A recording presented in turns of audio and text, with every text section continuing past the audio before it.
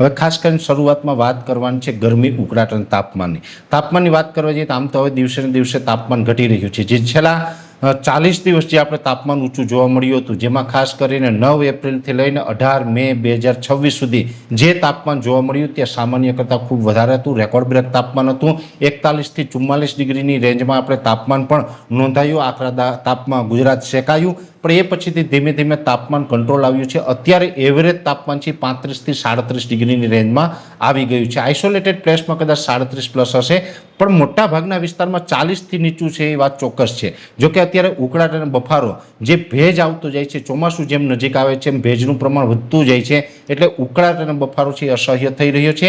અને ઉકળાટ અને બફારાને કારણે 35 ડિગ્રી તાપમાન હોય તો પણ 40-42 જેવું તાપમાનનો અનુભવ થઈ રહ્યો છે. જોકે તાપમાન હજુ પણ ધીમે ધીમે ઘટવાનું છે. ધીમે ધીમે વાદળો આવવાનું ચાલુ થઈ જશે, એટલે તાપમાન ચોક્કસથી હવે રોજે રોજ 1 ડિગ્રી ઘટવાનું છે. પણ ઉકળાટ અને બફારો છે એ અસહ્ય થશે ને હજુ પણ ગરમી છે, ઉકળાટ છે એ હજુ પણ અત્યારે જે છે એના કરતાં પણ અનેક ગણો એમાં વધારો થાય તેવી શક્યતાઓ છે. ને સંપૂર્ણ જૂન મહિનો, આજે જૂન મહિનાનો પ્રથમ દિવસ છે, 30 જૂન સુધી, એટલે હજી 30 દિવસ સુધી સખત આપણે ઉકળાટ અને બફારાનો સામનો કરવાનો છે.